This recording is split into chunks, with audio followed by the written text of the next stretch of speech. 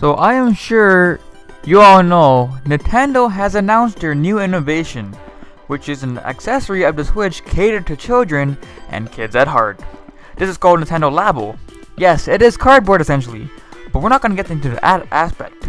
What I want to cover is the uproar from the Nintendo community over this announcement.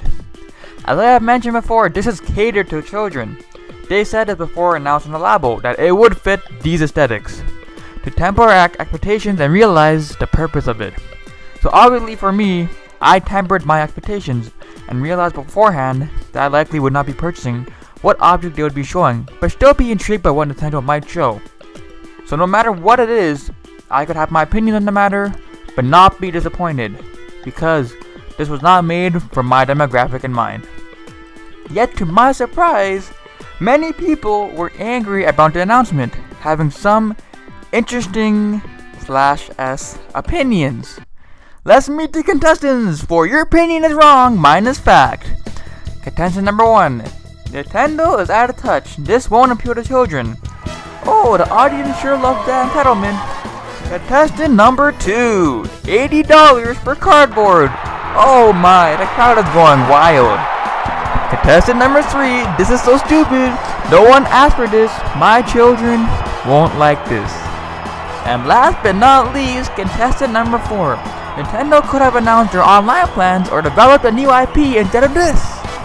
Yes, people actually said that. Alright folks, let's start the show.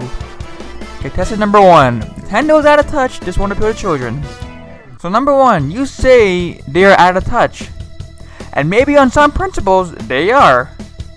Mostly with their involvement with online.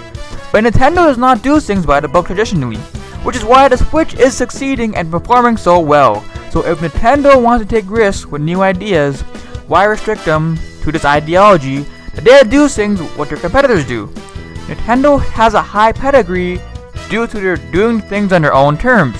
And yes, by doing that, they have had failures and colossal mistakes. But unlike Sega, their mistakes did not send them over. Now contestant number 1, you say this won't appeal to children. Are you a child? Oh, you're not! Oh, you say your children don't like this idea. So that must mean that all children will like the idea, right? Walk the plank! That's right. That's the gimmick of this game show. Contestant number 2, I hope you're ready. $80 for cardboard.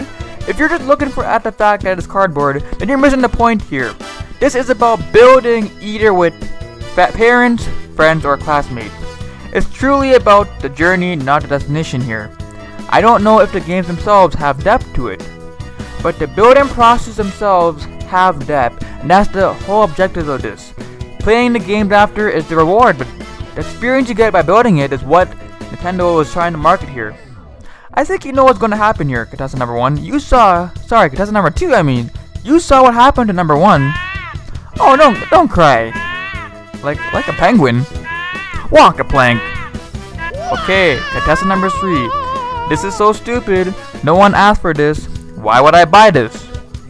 As I have mentioned prior, this was marketed for children. Like all things in marketing, you target a demographic and ensure the aesthetics of your product matches their interests. But you cannot appeal to every single person in the demographic because of the diversity of society with so many different interests and personalities. So if you don't like it, then that's fine. But understand why and don't invalidate those who are interested in it. Unfortunately, the plank under you is broken, so just wait for contestant number 4 to walk out. Thanks. Well, we're almost at the conclusion of this show. Contestant number 4, Nintendo could have announced their online plans or developed a new IP instead of this. We definitely saved the best for last. What are you talking about? This announcement has nothing to do with their online plans. If they wanted to tell us that they would have it, they would have done it by now. How does this announcement stall that? You're just taking your frustrations of the lack of information on online and putting it out on Labo, which is stupid. What things you say? They could have developed a new IP? Instead, as far as I'm concerned, they did develop a new IP. Taking Miyamoto's Wii U project Planet Robo, not Planet Robo, you know what I mean, the Robo game, and incorporating it with Labo. But I know you want a full-fledged IP. What do you think Retro Studios made this? Do you think Zelda, the team that made Breath of the Wild, Odyssey or Splatoon made this? Nintendo has many teams that develop many things simultaneously. Labo was definitely planned well in advance. So what the heck are you talking about? New IP? These two things are mutually exclusive. The term is too big. I'm coughing on a term. That's right. I know some fancy terms, and you can practice it with contestant number 3 in the plank hole. Walk the plank. Well, that about wraps up this episode. 4 contestants had their opinions, but could not face the wrath of my facts. If you think the Labo will fail, you're entitled to that opinion, but don't start acting like it's fact. And don't invalidate those that may get enjoyment out of it. Stay tuned next time for Who Will Walk the Plank in Your Opinion is Fact and Mine is Fact. Thank you for watching.